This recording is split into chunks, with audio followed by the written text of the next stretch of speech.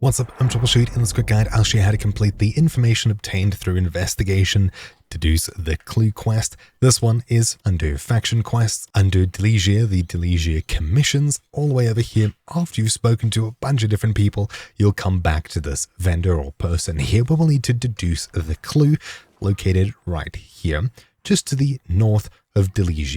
Anyways. Zooming in, we've got a bunch of questions to answer when we speak to this person. So, for the first question, we're looking for the one that includes before lunch. In my case, it's the second option, F. It'll likely be the second option for you as well. Then for the second question, it'll be the longer one, in my case, the first one. Then it'll be the second option, a short break from lunch rather than sunrise. So in my case, F. Then it'll be the shorter option, the first one. Then the longer option, also the first one. And finally, the longest one here, the second option. And now we're just gonna wait for the dude to piece it together. And just like that, we've finished this little quiz. And of course, the step in the quest. Last thing to do is to go catch the dude who's marked on your map over there.